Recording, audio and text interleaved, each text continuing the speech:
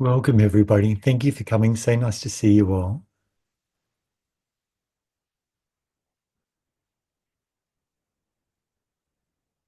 Hope you're enjoying your retreat so far. Heard so many different insights shared. And what's really beautiful is just seeing in the group discussions during the middle of the day how much trust and is built up in this community with each other, with a willingness to share what we're experiencing. Some of it quite vulnerable. And feel very honored to be part of that. Mm.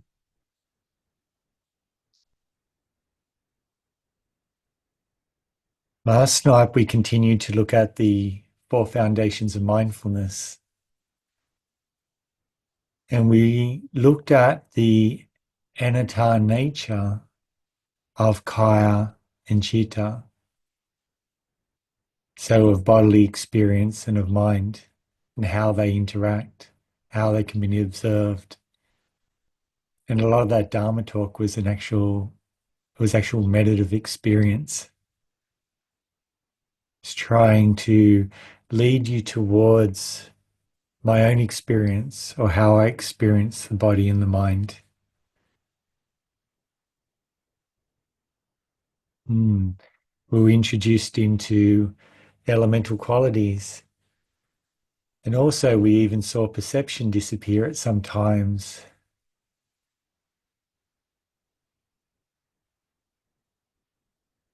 And maybe got a glimpse into the anatta nature of our body, into another way that our body can be viewed,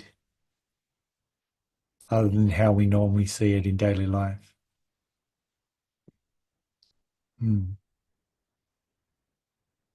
Tonight, we're going to look a little bit further into the four foundations of mindfulness. We'll be looking into kaya, Vedana, and chitta. So looking at the role of Vedana in Satipatthana, and this will just be sharing the way that I see it in my own practice and the way I've come to understand it with you. So what it does is it just opens up the doors for your own investigations and your own findings. Mhm.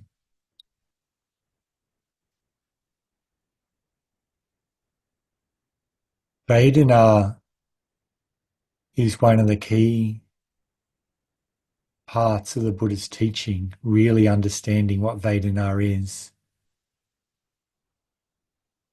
and really understanding how it functions and seeing through the anatta nature of Vedana is really, really important. The Buddha presented Vedana as the weak link in the chain in causal conditioning. He presented Vedana as being like a banana tree. It looks like a tree and acts like a tree, but it has no heartwood. It has no solidity. It actually has no reality to it. But it looks like it's the most powerful thing in the world.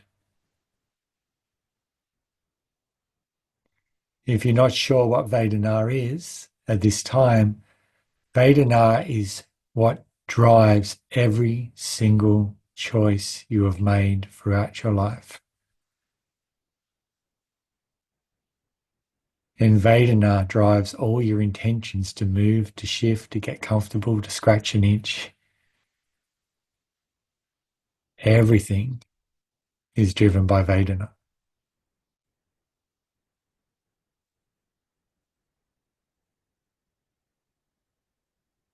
In my own practice, as I've seen through the illusion of Vedana, then Vedana has lost its force, its power. And I see the highest level of the practice where the mind no longer produces worldly Vedana. That's just the way that I understand it. And perhaps you've seen this in your own practice, and we'll be looking further into that. that things that once had Vedana attached to them, as your practice deepens, particularly with skill in softening, yeah? Softening, releasing against something, not running away, not pushing, not fighting, not struggling. The softening, relaxing, letting go with that clear comprehension causes the mind to downgrade the strength of the Vedana on something and eventually removes it altogether. If you've seen that on one thing, you've seen the possibility. Linda just said, yeah.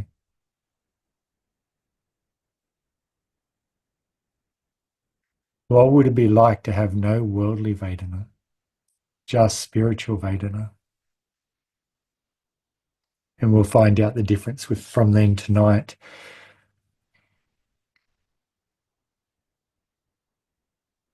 Okay, so let's begin.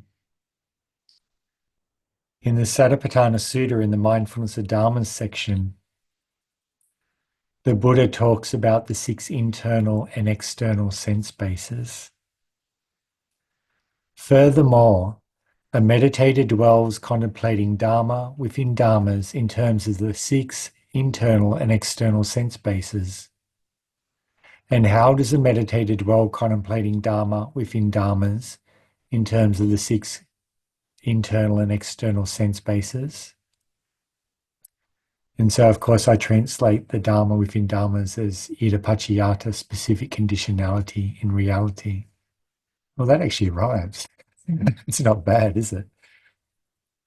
The meditator knows the eye, knows sights, and understands the attachment that arises dependent on both. They know how the arising of unarisen attachment comes to be, and how to abandon the attachment once it has arisen. They also understand the conditions for the non-arising of attachment once it has been abandoned. Well, that formula sounds familiar. Doesn't it just keep popping up everywhere? I'm not seeing enough smiles and recognitions on faces of what I'm talking about. You notice the formula for the Four Noble Truths again there? And then it goes through the other 5 physical senses, and then it comes to the mind sense. So you can pay attention to this one, and you might see it, the formula for insight. The meditator knows the mind, knows mental formations, and understands the attachment that arises dependent on both. They know how the arising of unarisen attachment comes to be, and how to abandon the attachment once it has arisen. They also understand the conditions for the non-arising of attachment once it has been abandoned. Really interesting. So we have that formula that we've been talking about that's popped up a number of times in the Dharma talks. This formula of recognition, first learning to recognize what it is that you're developing insight into. That could be a kusala object, an akusala object, or it might be a very neutral object like just your eye. Yeah. So learning to recognize the presence or absence of something, then learning to recognize the conditions for it to arise, the conditions for it to cease, and applying the conditions for it to cease if it's akusala, unwholesome, unskillful, and applying the conditions for it to arise if it's kusala, wholesome, skillful. So in that Four Noble Truths formula, you can have both the akusala and the kusala in there. So you can use it to actually weaken something or strengthen something. Actually, you could put akusala in there and strengthen the akusala if you wanted to. You could put anger in there. Recognize anger. What are the conditions for anger to arise? What are the conditions for anger to cease? Apply the conditions for anger to arise until it becomes very strong. It wouldn't be a very good Dharma choice, but you could do that. You can do anything with this because everything's following that formula. So we have these 6 sense bases. Yeah, we have these 6 senses, And these senses are sensing all the time. I mean, these senses are passively sensing, aren't they? And we've got that body sense that we talked about in great detail last night. And it contains these other senses. It's all there. And then we have the mind sense as a sense door, which is sensitive to those. Now, just in a sight, in seeing, what is it that I get attached to because the Buddha mentioned the attachment that arises dependent on both. Why would I get attached to a sight? Why would I get attached to a sound or a smell? Why would I get attached to a taste? Like, what's going on here? Why would I get attached to an experience in my body? Why would I get attached to a thought or a memory or a view or opinion, a judgment? And Linda said, because of the Vedana. Because there's something present within that point of contact. Something appears there that the mind either feels attracted towards or feels averse towards. Something happens whenever we see, hear, smell, taste, feel through the body, think, remember, fantasize, dream, whatever. Something extra is there. Something. And if you've seen causal chains like independent origination, you'll see what that something is. And that something is Vedana. Yeah, that Vedana is there. What we're going to see tonight, or I'll share with you tonight the way that I see it. It's just the way I experience this myself. That Vedana is not inherent in the world at all. It doesn't exist in the world. Vedana is produced by our own mind. And that's what we're going to look at today, and this bit of paper's falling down. It's just bullet points to keep me on track, because this is one of those really thick, solid sort of things to break down. Vedana is complex. Okay, wonderful. So if we look earlier in the Satipatthana Sutta, the Buddha said, and how does a meditator dwell contemplating Vedana within Vedana? So feeling experience or feeling tone experience within feeling tone. When experiencing a pleasant feeling tone, the meditator knows there is a pleasant feeling tone present within me. When experiencing an unpleasant feeling tone, the meditator knows there's an unpleasant feeling tone present within me. When experiencing a neither pleasant nor unpleasant feeling tone, they know there is a neither pleasant nor unpleasant feeling tone present within me. So 3 types of feeling. The reason why I've used the word tone, though it doesn't sound as good as pleasant feeling, is because in English, the word feeling is also interchanged with the word emotion, and it's also interchanged with the word touch. I can feel something by touching it, or I can have this feeling as in you don't understand how I feel, yeah, pointing towards my emotions, or we have a feeling of pleasantness or a feeling of unpleasantness, or a feeling of neither, yeah.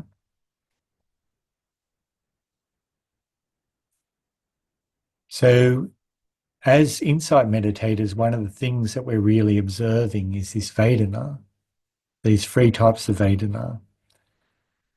And if you reflect back to your meditation practice now when you're sitting in meditation, so with MIDL, what I do is I encourage you to be aware of pleasant feeling, particularly spiritual pleasant feeling. We haven't talked about that yet, but pleasant feeling. So what is it nice about just sitting here now as a community sharing? What is it about this that's just nice? It's a nice thing to do. The connection. Yeah. Linda said the connection. And the connection itself has a nice feeling to it, doesn't it? Just doing this together, it's nice. That feeling of niceness, I can literally feel it like a what is it?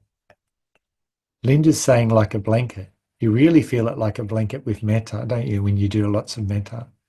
It's like a blanket, like a light blanket, like a really light blanket just laying over your body. Yeah. So that's pleasant feeling. Yeah. In your meditation practice, you might have had unpleasant feeling. Has anyone had unpleasant feeling in their meditation practice? Plenty. And that doesn't feel like a light blanket. That feels like someone just injected Dettol or some sort of antiseptic into every cell of your body, and it just aches and it just screams. Yeah, you feel like, yeah, it's just like throbs and screams. Yeah. That unpleasant feeling is also like a mist or a blanket that goes through things. Yeah. But it's completely different. So pleasant feeling and unpleasant feeling are different, aren't they? Very distinct. From my understanding, neither pleasant nor unpleasant feeling or unpleasant Vedana is not neutrality. I often hear it called neutrality or being neutral. Neutral feeling. It's not neutral feeling. It's literally neither. There's no pleasant feeling produced by the mind, and there's no unpleasant feeling produced by the mind. And we're going to take a look further into this of why I experience it like this, because I can only speak from my own experience here. And we can come to understand, and maybe this will pique your curiosity to take a look deeper into it. To understand how to find Vedana, I found it's very helpful to first become intimate with Kaya, become intimate with the elemental qualities in your body. If you break any experience up into the elemental qualities, it will reveal the Vedana. Elemental qualities are like eating a banana. It's like the texture of the banana. And Vedana is like the flavor of that banana. And that flavor of that banana can change and be different between bananas. Yeah? Sometimes the flavor can be strong, sometimes it can be weak. Hopefully it's not horrible and unpleasant. The texture can also change. But there's a big difference between the texture and the flavor. In the same way, the interpretation of Vedana as being pleasant or unpleasant sensation doesn't separate elemental qualities, the sensations from the actual feeling itself. They can actually break apart even further. The sensation itself and the elemental qualities themselves are neither pleasant nor unpleasant. They don't have any Vedana within them. Vedana rests around them like a mist. And it rests around everything like a mist or like a flavor. Okay, wonderful. Now let's start to get further into this and see if we can understand it. And I'll try to get as much value out of this talk as I can. Okay. So I'm going to take us on a journey again, like I did last night. And this is the journey in the way that I experience Vedana and I experience the mind. And this is what I observed many, many years ago, and it's still how I see it today. Yeah. So when observing my mind, I started to notice that there's like a surface level functioning of my mind. And the surface level is where we're communicating on today. This surface level thinks. This surface level is responsible for this speech. Yeah. It's also responsible for thoughts, for ideas, for views, opinions. It's responsible for likes and dislikes and so on. That's all happening on this surface level. Yeah. It's surface level because it's happening after perception. What perception is perception is the mind's attempt to try to work out what it is that we're seeing or hearing, smelling, tasting, sensing in our body. We read from the sutta before about knowing the eye and forms and so on. Yeah. So whenever we see, there is a perception that arises, initial perception, I call it. It's initial recognition, trying to work out what is this? Yeah.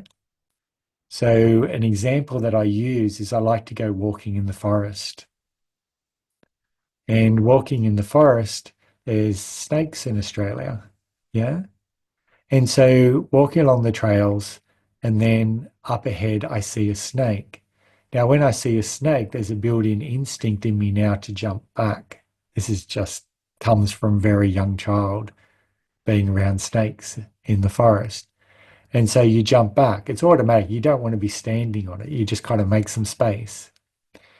And so seeing that snake, I jump back. But then jump back and looking again, I start to notice, oh, that's not a snake. It's a strap off a backpack. Now, perception identified that sight as a snake, and I actually saw a snake.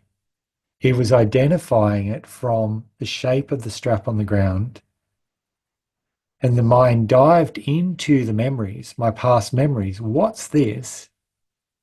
And it threw up an image of a snake.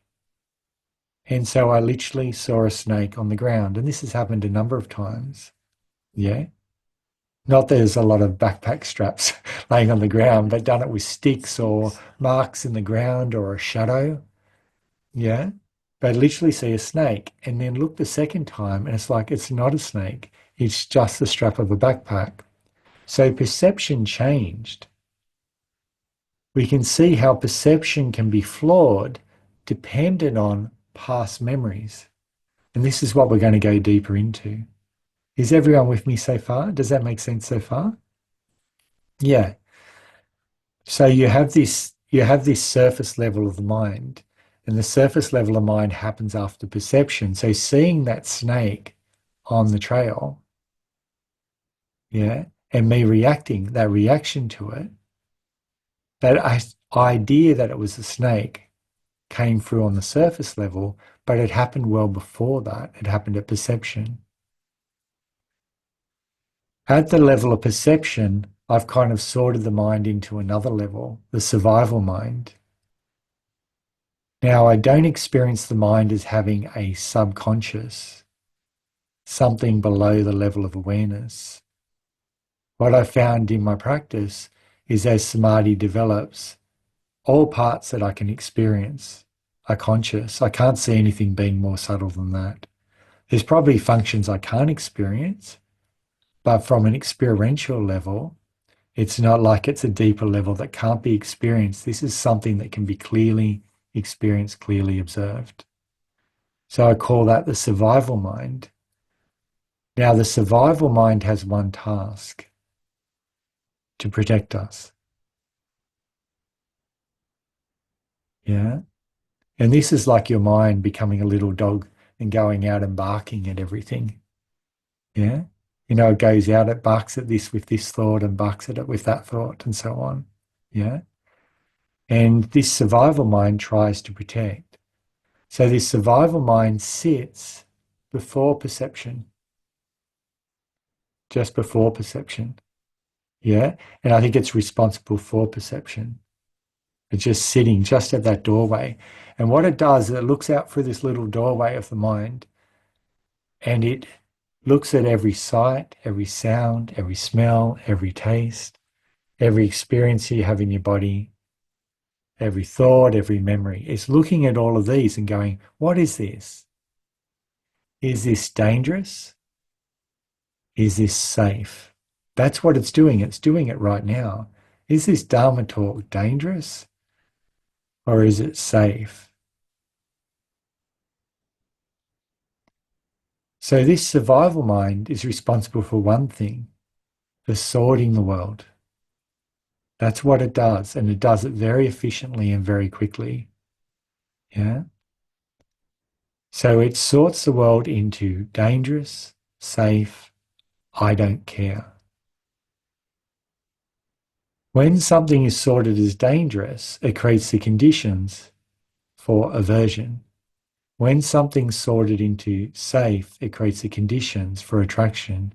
When something's sorted as into I don't care, it creates the conditions for indifference, ignoring, and leads to ignorance, of course. Yeah. So we've got this survival mind that's sorting it out. Now, the way that it sorts is it sorts out with Vedana. So you have this initial perception, which isn't in the, um, the traditional chains of conditionality, dependent origination. And like I said, if I experience anything that's not in the text, I'll let you know. But I experience straight on contact a perception, and then a Vedana, and then a perception that comes after it. Independent origination, you have the contact, Vedana, and then perception. But that doesn't match my experience. Initial perception is this. I hear a sound and the mind says, bird.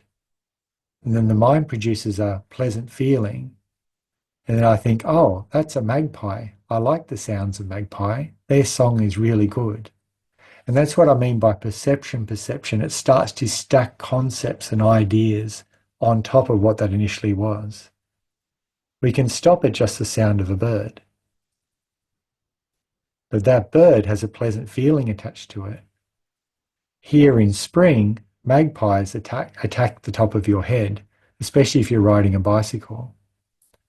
So you'll see people riding around on bicycles with big bits of plastic cabling off the top of their helmets, so the birds hit the top of the cabling instead of smashing into their helmet. So if that was happening to you all the time, if you heard the magpie's call, or you heard that call, the mind would produce a unpleasant feeling attached to the sound of the magpie. And then their next perception would come up, oh, magpies, I don't like magpies. I'm very scared of them. When I walk under their nest, they attack me. I have to be very careful. So you've got this causal chain that's coming out there. Can you see? Now, what the mind uses to do this, to make these judgments, is the mind, the survival mind, actually has its own filing cabinet and filing system. And this filing system is long-term memory. If you take a look as an insight meditator, start to observe every memory you have. You can even intentionally bring up past memories. Whether it's a good memory or a bad memory or whatever, any memory that you bring up will have a Vedana attached to it. It will either have a feeling of pleasantness to it or a feeling of unpleasantness to it.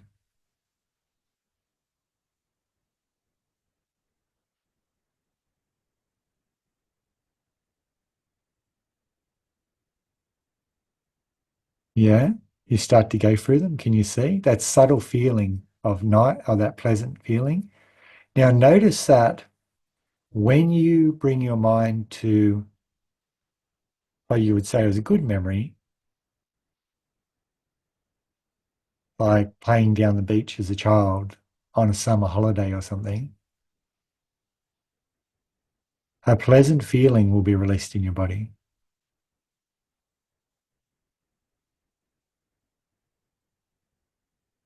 So Kaya supports Vedana.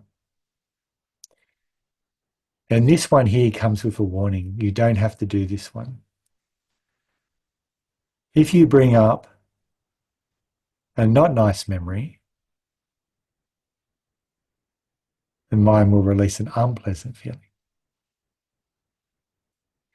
And so when my mind perceived a snake on the trail, it automatically released an unpleasant feeling.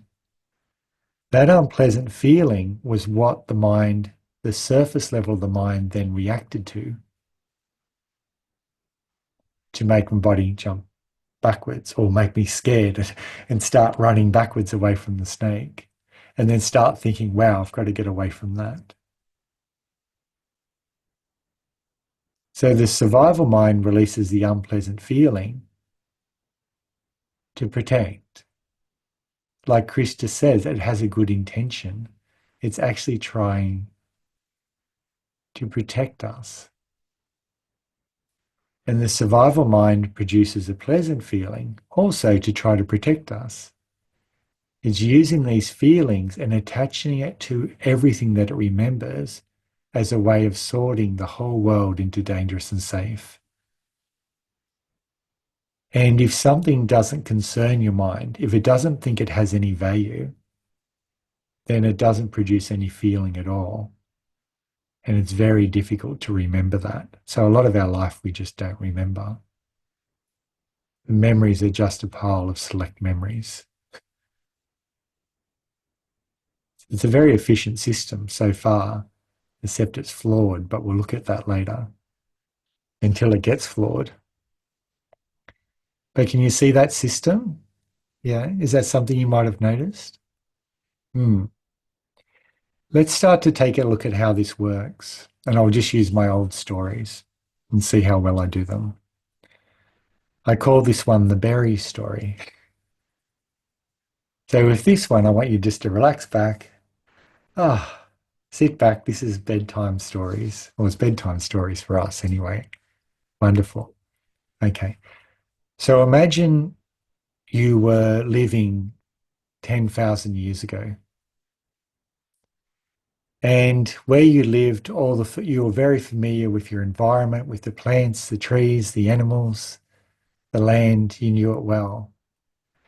And something happened that caused you to have to move out of where you lived to another area. And so you started to travel with your friend across the land, through the forests and the plains, until you come into a very unfamiliar area, somewhere you've never been before. And when you're in that unfamiliar area, you don't recognize any of the plants or the animals.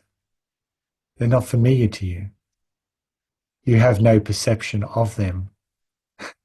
You have no idea what is dangerous or what is safe. And so as you're traveling along the plains, you and your friends start to get really hungry. It's been a few days since you've eaten. And your stomach is starting to ache from the hunger pains. And to signal danger, your survival mind produces an unpleasant feeling because being hungry doesn't feel good. Yeah. So as you're traveling along, you see off in the distance, you see a bush. And that bush has little red berries on it. You turn to your friend and go, I wonder whether we could actually eat this. So you both walk over to the bush, all both very hungry, the pains in your stomach, but you're really cautious.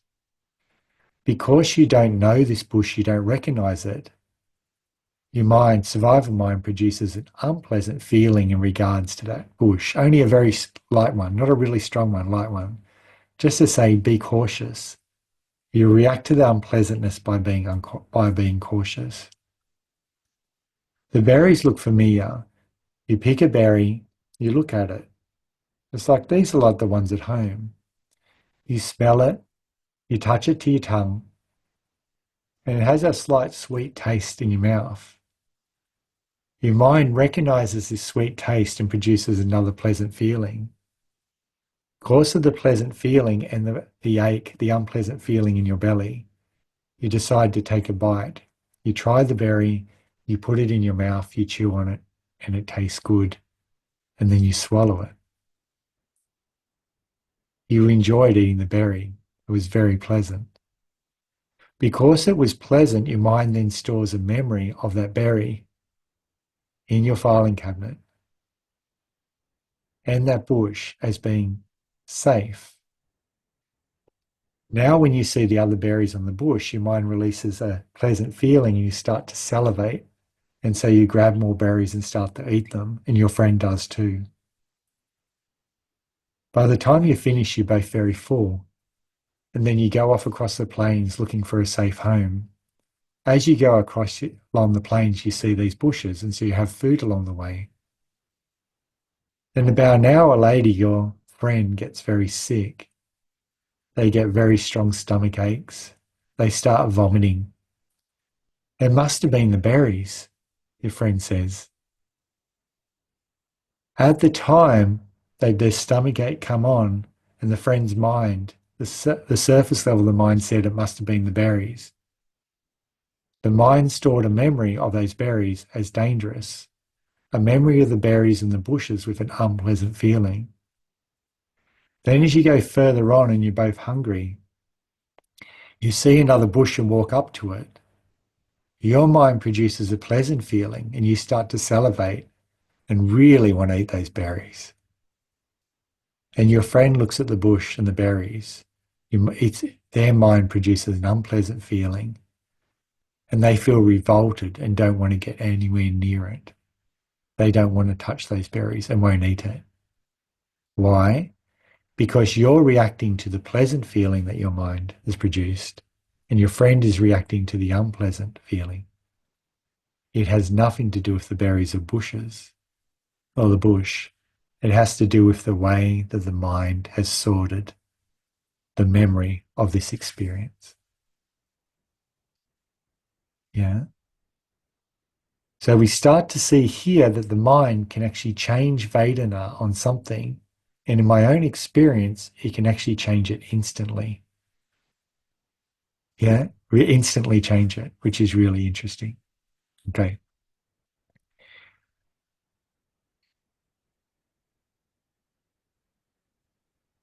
So you can see another example of this if you go to a dinner with friends. Next time you go out for a dinner with friends, sit back and watch everybody choosing on the menu. And you can also see personality types here too. Yeah. So you'll be looking at the menu and people will be looking at it and they'll be making a choice on what they want to eat. But the choice is already predetermined by how the Vedana is stored on the memories within their mind. When they're looking at the menu, what are they looking for? They're looking for some food on that menu that produces a pleasant feeling when they think about it. So you look through it and look at the most pleasant thing on the menu, but you also compare it to how much money you've got to spend, which is unpleasant. And you look at the one that they kind of balance out, and that's the meal that you'll pick. So you could actually pick what somebody was going to pick on the menu by how much money they have and what types of things they like. Yeah. So your friends aren't choosing and you're not choosing what's on the menu. The Vedana is choosing.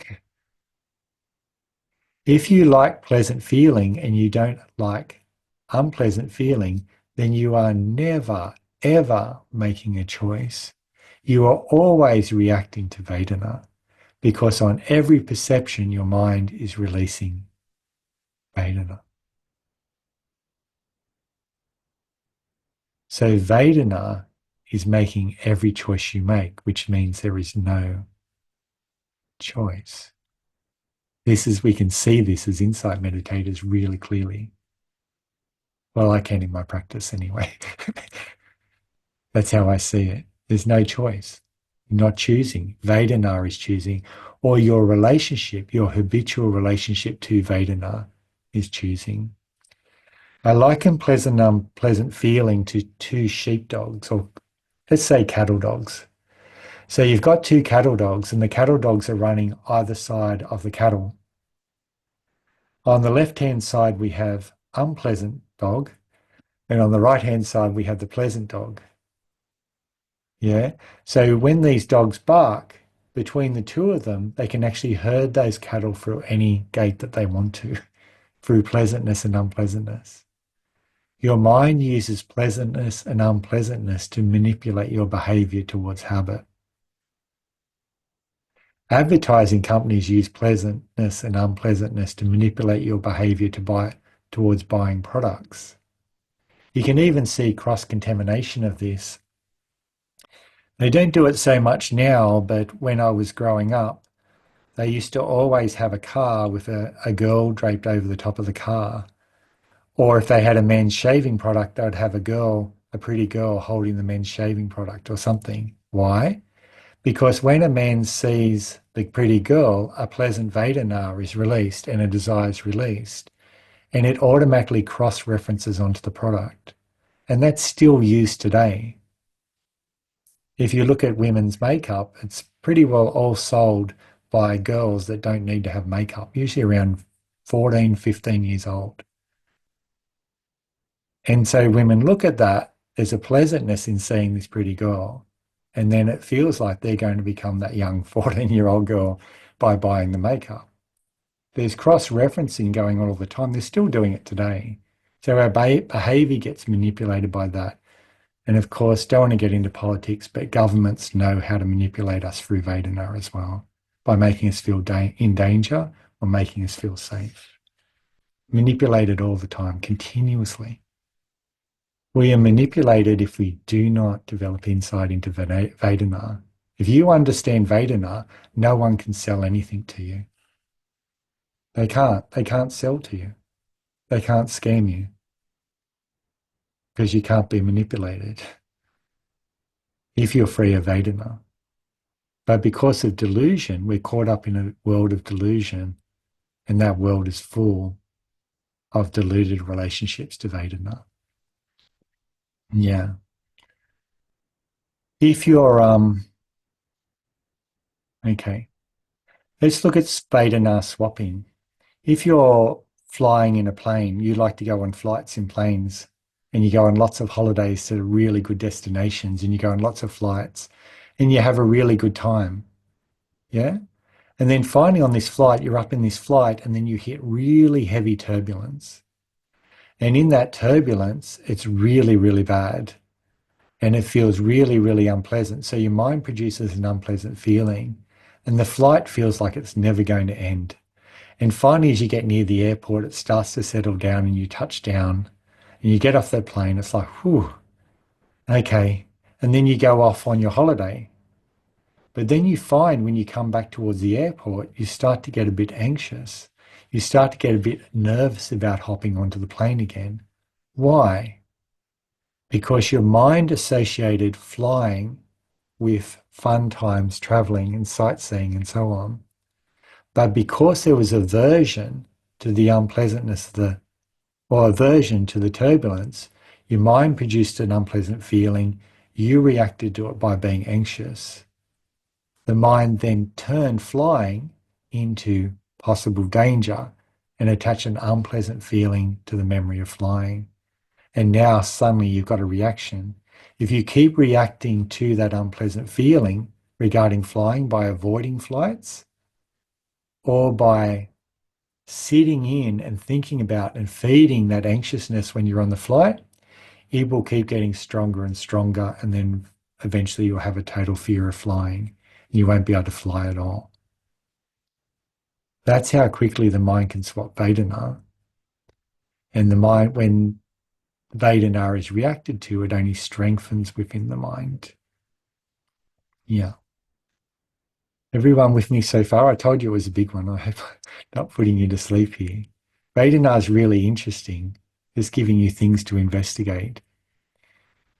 Now, looking at Vedana in terms of Insight Meditator, there's a really interesting relationship between Vedana, anicca, and addiction. Okay. So your mind's looking out at the world, the survival mind, and it's producing Vedana, pleasant feeling, unpleasant feeling on sights and sounds and smells and tastes and stuff. And that's all being conditioned by your memories, yeah? So it's looking out. Now, if a sight, for example, produces a pleasant feeling and you feel attracted towards that pleasant feeling, yeah, and you want that pleasant feeling, if you try to look at that sight will end. So what you have to do, because it's a nature, every sight, sound, smell, taste, touch, thought, memory is a nature. So what this means is any of these experiences, including your thinking, including your memories and fantasies, if you want to get the pleasant feeling out of them, you have to make mind contact with them again and again and again and again and again, because they are impermanent. Now, every time your mind contacts it, your mind will trigger that pleasant feeling, or unpleasant, but in this case, pleasant. But because they're a nature, they're impermanent, and because you have to do repetitious behavior to try to extract that pleasure from something, you will develop an addiction towards it. And in this, as human beings, we are addicted to the whole world. We are addicted to everything, because everything within the sensory world, including the mind sense, has to be repeated in high repetition to actually get any pleasure and enjoyment out of it. You listen to that song, you go, oh, well, I've got to get that off iTunes so I can listen to it again and again and again and again. And you get addicted to that song. It makes you feel very pleasant when you listen to it. Yeah, you see that sight, smell that smell, taste that food, feel that pleasurable experience in your body. As soon as you experience it, it's gone because it's a nature. So whatever it was that stimulated that pleasant feeling, you have to do it again and again and again. You will develop addiction. So we get addicted to the sensory world because we are addicted to Vedana. We chase after Vedana. We equal Vedana, pleasant feeling, with happiness, and Vedana, unpleasant feeling, with unhappiness. The same thing happens with unpleasant feeling. If you feel unpleasant in your body and you try to escape from it, you'll actually strengthen it. Because every time you experience unpleasant feeling and you try to escape from it, your survival mind goes, oh, okay, this must be really dangerous. What I've got to do is just increase the unpleasant feeling to protect you from this. It keeps increasing it. Vedana can increase. With addictions, the Vedana will keep pumping it up, but there's also a balancing thing that will bring it down. That you've actually got to have bigger quantities of whatever it is to get that same pleasure. And then with unpleasant feeling, what happens is your mind will increase it. Every time you try to escape from anxiety, the experience of anxiety will get stronger. Yeah? Every time you try to escape from any situation that's unpleasant, it will get stronger. Your mind will increase the danger signal, make it stronger and stronger. Why is it a danger signal? Because unpleasant feeling makes us want to fight or run. So we can get back to pleasant feeling. Yeah. This is something we can definitely notice as insight meditators, sitting in meditation. Okay. Now there's a problem with this whole sorting mechanism that I noticed. The sorting mechanism of just signaling things that are safe by producing a pleasant feeling and things that are dangerous by producing an unpleasant feeling makes sense, doesn't it? It's very simple. It's in all animals. Yeah, there it is. So it makes sense. All I have to do is just strengthen the pleasantness of my life and then get away from the unpleasantness of my life and everything will be okay. But there's a problem. The problem is delusion. And the problem is that the mind or the memories within our mind are not true. So in my life, I had certain traumas that happened. These traumas flawed my memories.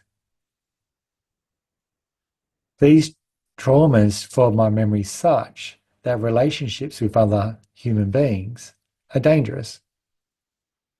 So if I would come in contact with another human being, I would push them away. I'd feel pleasant, unpleasant, and push them away. There was this conflict between pleasantness of wanting a human relationship and an unpleasant danger signal that would come up when I was in one that would make me sabotage it very, very quickly. I didn't know what was going on there. Yeah. So any traumas or disturbances that you've had within your life, they get stored in your memories and they become a reference point for perception. Your mind dives into the filing cabinet and says, what is this? And it produces the Vedana attached to that memory, a memory that's similar to what you're perceiving. Yeah.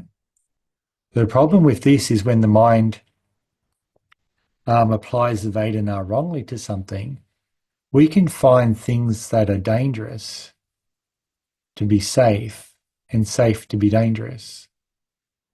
Yeah. So the mind can produce a pleasant feeling against alcohol.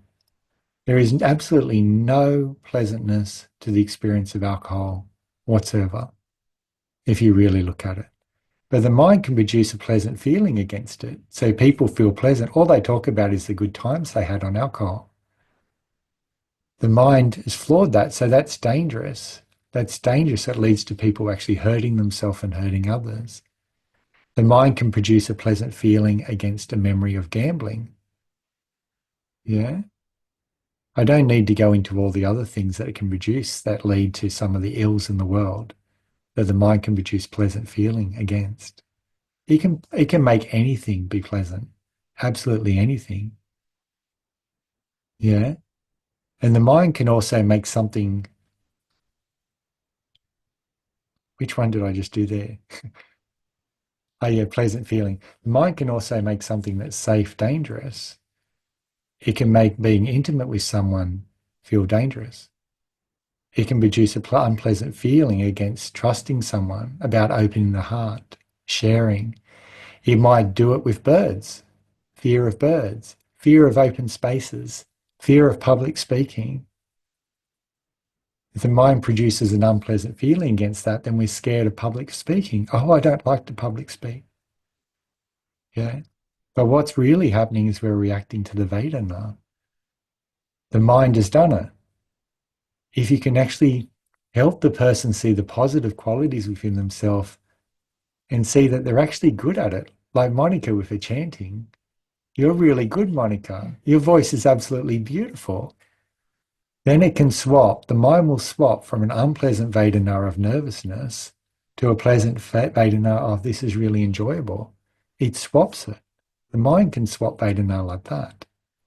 If you really want to look in that, be in a relationship with another human being, one day they'll be the most pleasant person in the world, and after an argument, you don't want to go near them. You don't want to hear their voice. You don't want to see them. You don't want to smell them, taste them, touch them. You don't want to anything them. And then you make up, and then suddenly they're becoming pleasant again, but then one part of them's pleasant and the other part of them isn't pleasant because you still kind of got memories of that. It gets really complex the longer you're with someone, the layers of Vedana you can get, which is why family relationships and stuff like that are so complex compared to a stranger. With a stranger, your mind just produces one Vedana against them. Oh, they look like a sailor. They're scary. Used to be sailors with tattoos. I couldn't say tattoo. I thought tattoos. I thought so many people have tattoos now. It used to be tattoos equals either a sailor or out of prison. That's the only people that had tattoos. Now it's the people that don't have tattoos, the bad ones, I think. Um, yeah, but the mind does that. It becomes, you look at it, the closer someone is to you, the more relationships you have with them, the more complex these layers of pleasantness and unpleasantness about them are. There's some bits that you like and love. There's some bits you really don't. With yourself, complex layers of pleasantness and unpleasantness about yourself. I like this about myself, but I don't like this about myself. I like this about my meditation practice, but I don't like that about my meditation practice. And I hear yogis reporting that, and it's like, no, that's Vedana speaking. You don't like or dislike anything about your practice. Your practice is fine. It's working as intended. The lesson you need to learn is already there. This is Vedana creating likes and dislikes. It's your relationship to pleasant feeling and unpleasant feeling that makes you feel like your meditation practice is not working.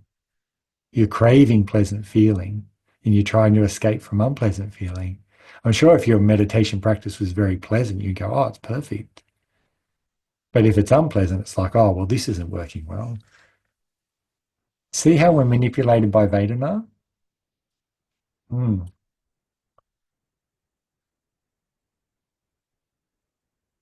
So what's really interesting about this in MIDL, and we're going to run out of room for this tonight, so we might do that tomorrow night,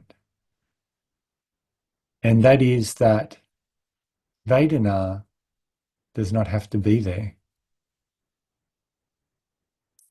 The first thing is start to notice the anatta nature of pleasant and unpleasant feeling.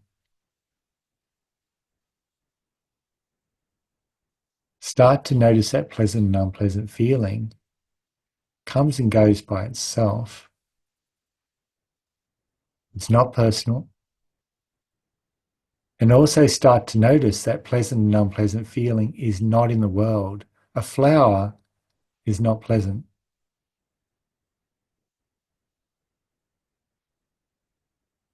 That food that you just ate is not unpleasant.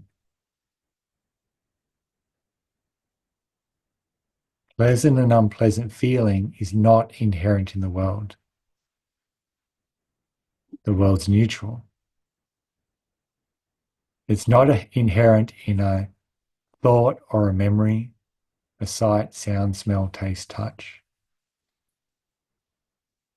Pleasant and unpleasant feeling is produced by your mind to sort the world into dangerous and safe. And if you don't understand Vedana, if you don't understand pleasant and unpleasant feeling, you'll be herded like you're herded by these dogs through the gate of misery and dukkha. You will never be able to choose. Because as long as your mind produces pleasant and unpleasant feeling, it can get you to follow any behavior, any habit it wants. But when you see through it, when you see it's just a feeling, feeling has no power whatsoever. Well, it's hard to ignore, but it's not hard for you to not get involved. It's hard for your mind to ignore it. Your mind also isn't you. It's the mind that's addicted to Vedana, not you. You're not addicted to anything. You don't need to ignore Vedana. You need to develop insight into it to see its transient nature. It's mist-like nature. How can a feeling hurt you? How can you be hurt if you don't get pleasant feeling? How can you even be unhappy if you don't get pleasant feeling? How can you be hurt by unpleasant feeling? How can you be unhappy if unpleasant feeling is present? What's happiness and unhappiness got to do with feeling, with Vedana?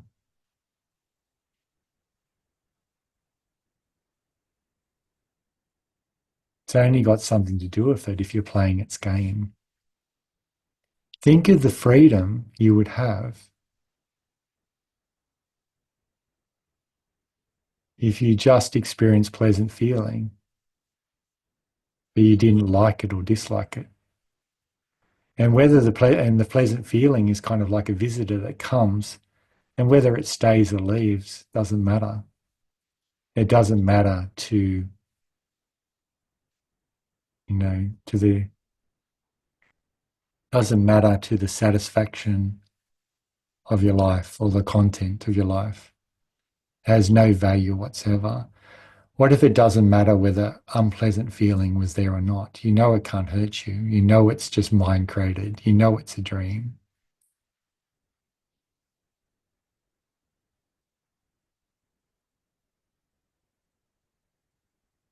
So if you haven't experienced equanimity, then take a look at the Buddha's definition of equanimity. with the ceasing of Vedana.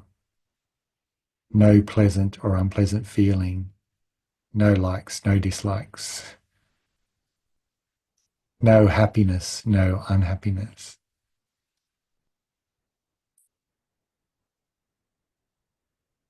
Just pure peace. It's a happiness that's not based on happiness. But it's also a happiness that is not based on Vedana.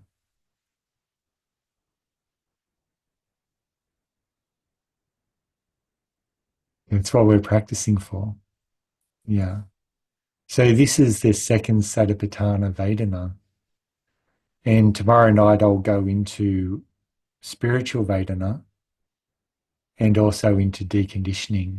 How do you strip Vedana from thoughts and memories so they're not longer trigger points within your mind? That's fun. Bismay likes this one for sure. Wonderful. Okay, thank you all for sharing the talk tonight. I really appreciate it. I hope it wasn't too dry for you. Other ones I normally smile and giggle a bit more, but that was I had to really focus on the path there because it's a very difficult one to explain.